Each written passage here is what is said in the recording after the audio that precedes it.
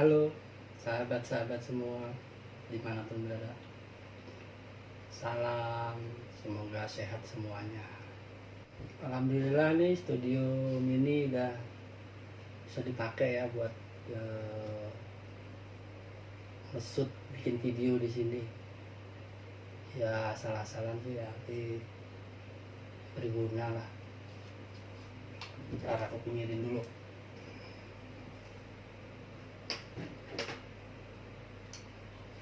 Ini rokok, dimanapun pasti ada rokok.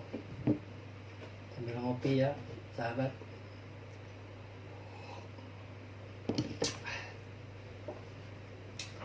Oh ya, pada kesempatan kali ini saya mau bagi ilmu tentang apa itu fiber optik. Fiber optik yang selama ini berjalan, internet kita jalan dengan lancar karena ada fiber optik.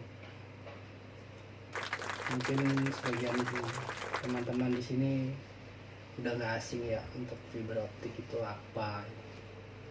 Cuma yang belum tahu ya nanti di sini sedikit banyak saya terangkan lah masalah apa sih itu fiber optik, apa sih itu EVO. Untuk fiber optik sendiri itu sebenarnya bahannya tuh dari kaca dan ada campuran plastiknya untuk. Nah, fiber optik sendiri itu saat ini hampir semua dari operator-operator yang ada di Indonesia itu menggunakan fiber optik. Apalagi 5 tahun ke belakang sekarang ini semua operator-operator seluler, operator-operator internet berlomba-lomba untuk menggelar fibernya di mana-mana. Kenapa? Dikarenakan fiber optik jauh lebih murah. Yang pertama. Untuk yang kedua, fiber optik membawa bandwidth yang super besar. Beda sama jaringan-jaringan yang sebelumnya. Kalau di tower dia memakai radio. Nah, radio itu bandwidth yang ada, yang dibawa di radio itu kena kapasitasnya maksimal tuh cuma 700 mega lah. Nah, untuk fiber optik ini di kapasitasnya kalau saya bilang tuh unlimited. Mau bawa berapa giga per second, 1 giga per detik, 2 giga per detik, 5 giga per detik, bisa kalau untuk fiber optik. Yang penting perangkatnya mumpuni di operatornya. Nah, kalau untuk tower yang memakai radio itu terkendalanya cuaca. Di saat cuacanya nggak menentu, cuacanya hujan badai, itu udah pasti sinyalnya jelek. Kalau orang bilang blank spot lah. Biarpun terkadang di HP kita ini terlihat sinyal barnya full, tapi dibuat nelpon, buat internetan nggak bisa. Itu blank spot. Frekuensi suara masuk ke optik, set jadi cahaya, keluar lagi, terima frekuensi suara lagi. Jadi kecanggihan optik itu sampai segitu besarnya. Nah, untuk kabel optik itu sebenarnya kan ada di dalam kabel optik itu ada 4 bagian, bahkan ada 5 bagiannya. Jadi optik itu kan dari kaca, jadi dia nggak bisa ditekuk secara pendek begini. Kalau kabel apa yang tembaga kan dia mau ditekuk begini mau ditekuk gitu, oke. Tapi kalau untuk optik dia nggak bisa, dia harus landai untuk ininya. Nah, di dalam kabel optik itu pun sendiri itu ada lapisan-lapisan sebagai proteksi kabelnya itu sendiri. Jadi kabel optik itu di paling dalam itu namanya core-nya ada core-nya dulu. Terus nanti dilapisin core itu ada cladding, disebutnya cladding ya. Nah, dari cladding itu masih dilapis lagi, jadi lapisannya coating namanya. Dikasih masih ada lagi bungkusnya dari apa? Kulitnya itu dari model karet, cuma orang nyebut tuh jaket lah, jaket luarnya.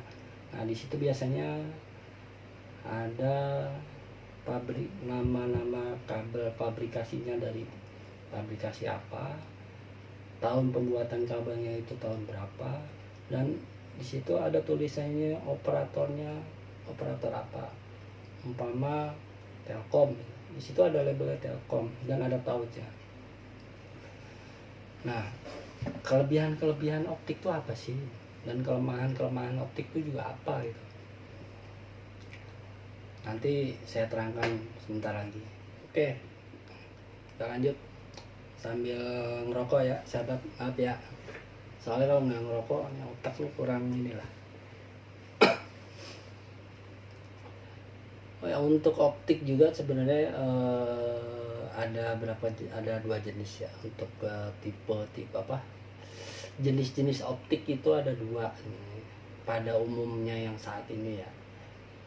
Nah, optik itu ada yang berjenis optiknya itu single mode dan multi mode. Jadi single mode itu single mode fiber, orang sering menyanyi katanya single mode. Dia tuh jenisnya serat optik, sama-sama optik, tapi umumnya digunakan untuk transmisinya yang jaraknya itu lebih jauh. Jadi bisa antar kota, antar provinsi, antar pulau. Itu kebanyakan tipe jenis yang single mode ini. Soalnya dia diameter dari optiknya di dalamnya itu lebih kecil. Jadi semakin kecil lubang evo-nya itu semakin jauh dia bisa menempuh jarak yang dimaui oleh operator. Nah, sedangkan untuk kabel multimode itu lebih besar ya diameternya daripada single mode, makanya dia jarang lah digunakan untuk yang jauh-jauh itu. Dia paling setahu saya ya, sepengalaman saya, kalau untuk kabel multimode tuh paling jarak 2 kilo 3 kilo tuh udah jarang lah operator pakai. Kalau 2 kilo masih ada lah, dan kebanyakan kalau multimode tuh dipakainya di in-building. Dia internet berbasis di gedung, jadi per lantai, nanti dipecah lagi per lantai.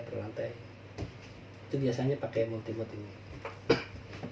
Nah, untuk tipe-tipe kabel mungkin sahabat juga udah tahu. Jadi kabel itu kan optik itu ada kabel bawah tanah atau kabel dak, disebutnya kabel dak.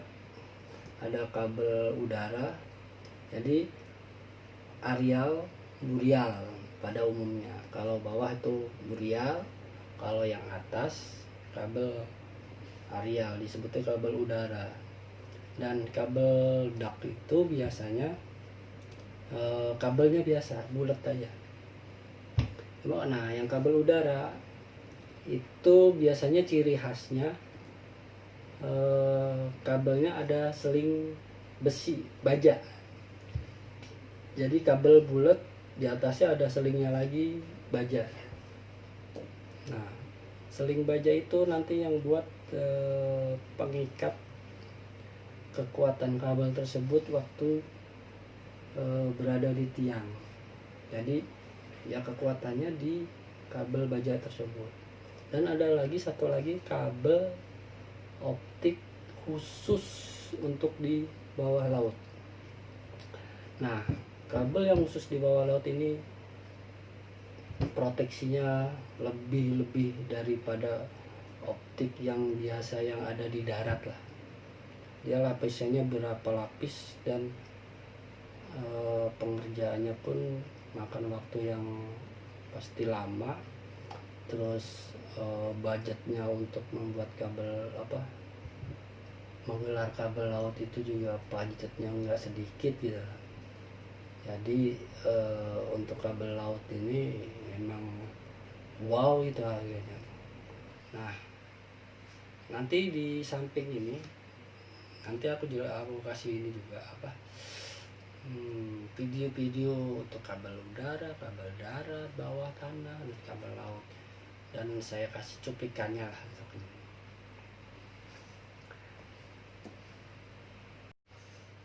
Nah, untuk kelebihan dan kekurangannya tadi ya dari fiber optik itu, ada satu lagi untuk kelemahan fiber optik tuh ya, itu dia itu rentan sama kerusakan lah. Jadi emang untuk menggelar EVO itu harus benar-benar spek penempatannya itu memang benar-benar harus dipikirkan untuk jangka panjangnya. Nah, jangka panjang itu kan bisa setahun, 2 tahun, 3 tahun, bahkan sampai EVO itu penuh digunakan lah.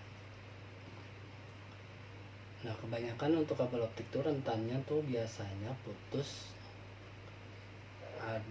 Di situ ada proyek-proyek dari dinas maupun pemprov. Nah, dan proyek-proyek dari pusat ya, seperti proyek untuk pembuatan drainase saluran pinggir jalan. Itu kan dia menggunakan alat berat.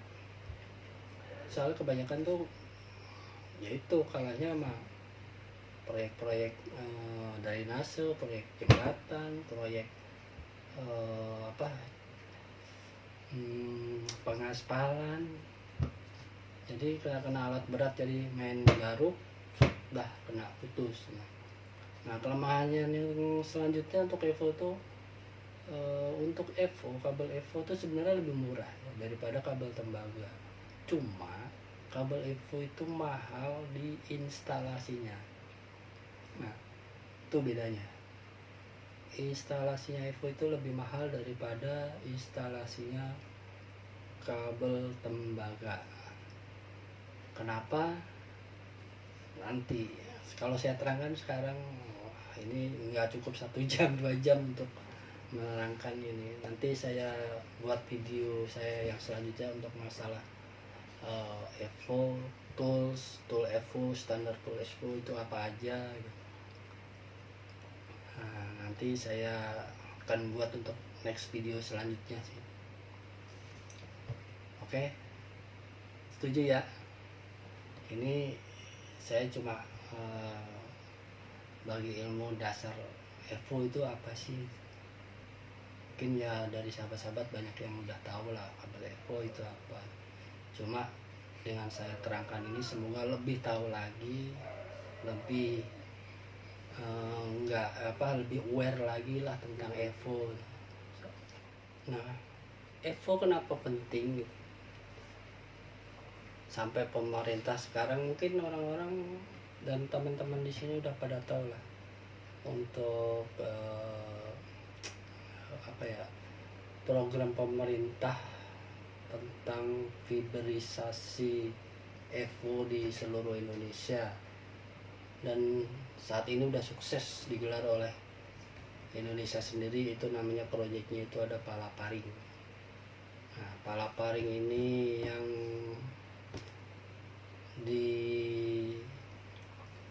dicanangkan setahu saya tuh dari tahun 2005 apa 2007 gitu. Dan baru terrealisasi pelaksanaannya tuh di tahun 2015. Itu Palaparing Barat mulai progres dari 2015 setahu saya. Kalau saya salah ya nanti di komen ya. Itu pekerjaannya dari barat dulu. Jadi Palaparing itu terbagi dari 3 fase. Jadi Palaparing Barat, Palaparing Tengah, dan Palaparing Timur.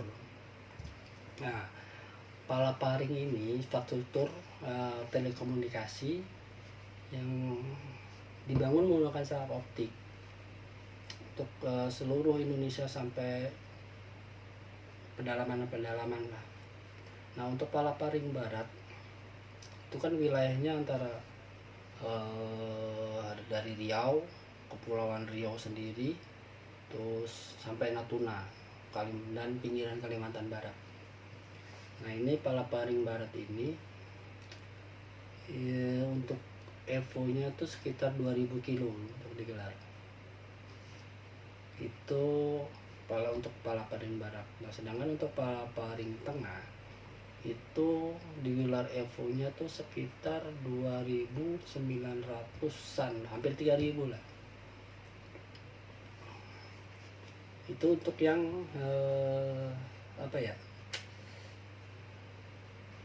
untuk yang darat ya, maksudnya untuk yang jalur-jalur darat. Dan untuk daerah lautnya dia kan diterjang semua lah, darat laut diterjang semua dari ujung barat sampai ujung timur.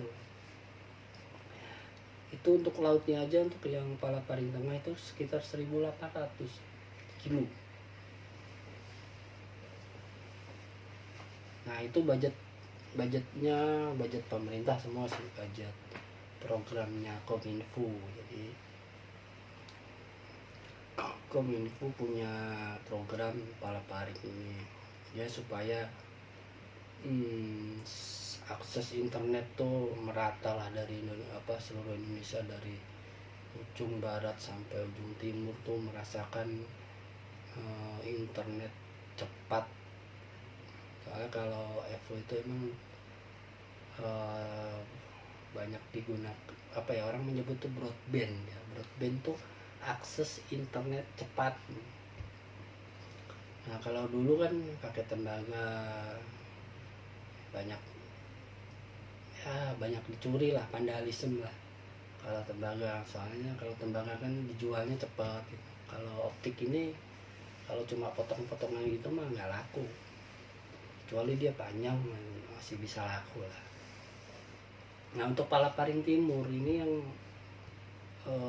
pengerjaannya memakan waktu paling lama. Soalnya tahu sendirilah, daerah timur itu pedalaman yang kadang aksesnya aja susah, bahkan nggak ada gitu. Dibikin akses baru untuk pengerjaan EVO-nya ini. Nah, untuk Palaparing Timur ini paling panjang. Dia ada 6000 kilometeran. Nah, itu dia terbagi dari 35 kabupaten yang melewati 35 kabupaten kota dan 16 kabupaten kota interkoneksi. Jadi dia paling banyak lah, makanya dia bisa sampai 6000 kilo ya. Itu darat ya laut gitu, 6000 kilo ya. Dan Palaparing Barat ini sebenarnya udah diresmikan per Agustus tahun 2019 kalau salah. Jadi ini udah setahun ya. Nah, untuk yang dari Papua sebenarnya udah aman lah, untuk EVO ini udah ada lah. Jadi kenapa disebut ring? Jadi ring itu membentuk lingkaran. Jadi Indonesia ini sudah diputarin oleh kabel EVO. Nah, kabel EVO sendiri kalau mau jujur Jakarta ya, itu kalau mau digali tanah pinggir jalan tuh pasti udah EVO semua. Saking banyaknya operator ya di sini ya. Soalnya operator di sini di Jakarta tuh kan bukan operator seluler aja, jadi banyak operator. Kalau operator seluler kan bisa dihitung jari lah. Orang coba Telkomsel, Indosat, Excel, ACPT, terus apalagi ya, Smartfren. Nah, bisa dihitung jari lah. Tapi kalau untuk yang operator ISP, internet service provider, itu banyak banget untuk Jakarta.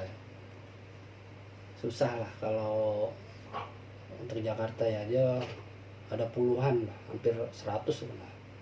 Jadi dia menyediakan layanan internet dari kantor ke kantor, perkantoran, gedung, terus sampai rumah-rumah. Ini banyak operator, nggak cuma Telkom doang ya yang dengan Indihome-nya. Enggak, di Jakarta ini banyak pilihan lah, tapi nggak semua Jakarta banyak pilihan juga, dia tergantung lokasi, titik-titiknya di mana. Kalau kebetulan di tempat saya sih banyak pilihan, dan semakin banyak pilihan tuh semakin enak sebenarnya. Kita bisa memilih mana yang bagus, mana yang murah, mana yang bagus dan murah gitu kan. Itulah kelebihan kalau persaingan customer gitu. Oke, sekian dulu lah sementara. Itu saya cerita nih sambil daripada saya bengong, saya bikin video ini ya. Ya barangkali bisa menambah pengetahuan teman-teman semua bahwa apa sih Evo itu banyak. Ya nextnya nanti aku bikin lebih ini lagi lah, untuk videonya lebih luas lagi lah. Jadi saya maunya tuh pelan-pelan, sedikit-sedikit dari sahabat tuh mengerti tentang fiber optik tuh apa, biar ngerti loh. Kalau orang ngerti kan, kalau udah ngerti itu gak gampang dibohongin. Oh ya, jangan lupa ya,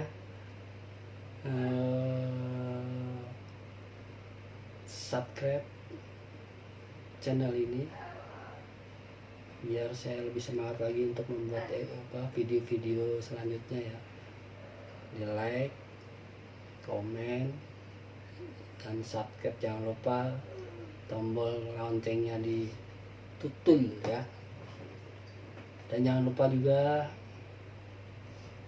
subscribe di bawah link deskripsi ya, ada channel-channel sahabat-sahabat saya. Ditutul juga, di subscribe ya.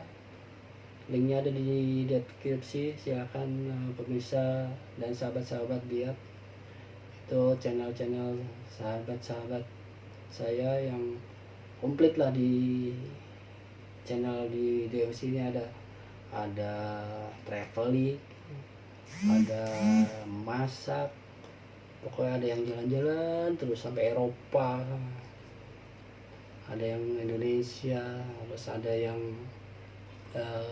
channel inspirasi agama, lebih ke agama, mendekatkan kita, bisa lebih mendekatkan kepada Tuhan ya. Bagus sih,